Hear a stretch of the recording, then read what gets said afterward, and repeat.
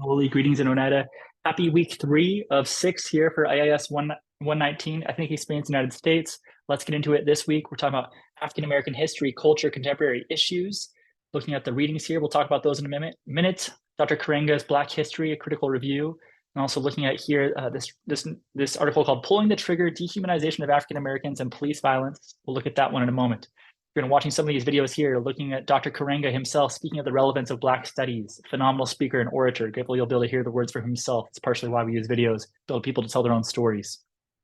Another music video, Africa Must Wake Up by Nas and Damian Marley. It's a fan-made music video, so it has different things for different pop culture references, but the idea of going back to this ancient African civilizations and their different contributions from philosophy to astronomy to religion to the arts to so many different paradigms and thoughts and different things, philosophies, the way that we think today are heavily influenced by these civilizations in Africa that go back thousands of years ago. So that's some of the notions of the video we'll talk about.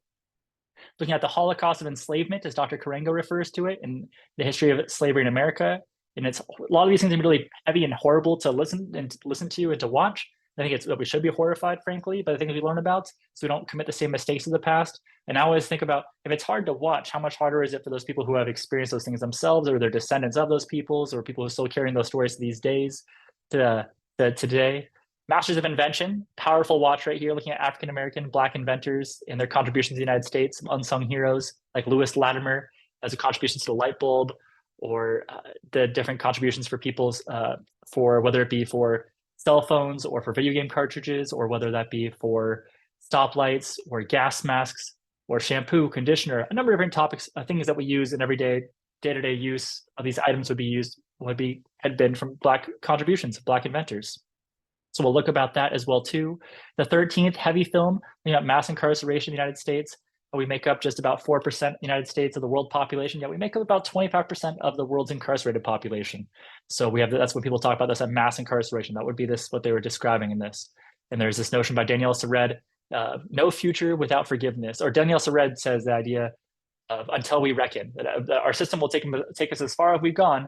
If we want to go somewhere else, we need to do something new. So it's just an interesting idea for y'all to think about. Looking at Mae Jemison, the first African-American woman in space. Looking forward to your ideas and your contributions that you put forth in the class in our discussions on Canvas. For those readings, looking at Black History by Dr. Karenga, and one of the things he talks about is this notion of Sankofa, which is this notion of a return to knowledge, return to the source. This process of return to the source is the constant quest for valuable and diverse knowledge of African peoples and African culture has become a central concept and practice in all fields of Black studies: history, religion, sociology, politics, economics, creative production, psychology, etc. It is from the ongoing process of Sankofa that Black studies scholars discover and recover some of its most important paradigms of African thought and practice. And these data are not only used to constantly develop and expand the discipline, but also as a critical resource to understand and address the major issues of our time. So I encourage you to read as much as you can here in this paragraph, and this as well too. Definitely read the introduction, conclusion, as much as you can. A lot of key points throughout history, thousands of years ago in Africa, and contributions, different societies, and going up through United States history, and went through to 2010 at the time. Pulling the Trigger, so talking about this article here, police shootings and killing of African American targets has reached epidemic proportions and has captured the attention of the entire country. Research in social psychology has studied many dimensions of this layered issue and has generated disparate findings regarding the role of racial bias in police violence. The process of implicit dehumanization of African Americans, especially youth, has been proposed as particularly salient in making shoot, don't shoot decisions.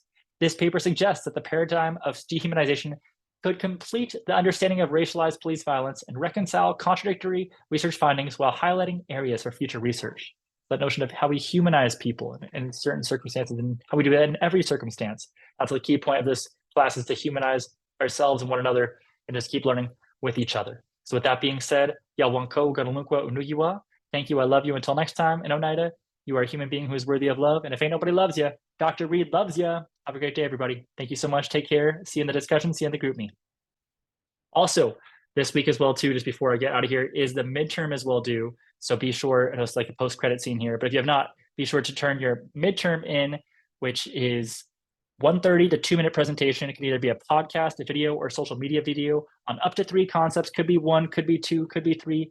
Any topics which interest you, which are from the class or related to the class that you want to talk about and educate yourself and us with as well too. I would encourage you, if it's you could have it be related to your major, you could have it related towards your career path, or just stuff that you're interested in. If you're passionate about it, it'll make us passionate about it as well too as listeners. I can't wait to learn from you all. You are wonderful human beings worthy of love. Okay, now I'm officially gone. Take care of yourself. Have a good one.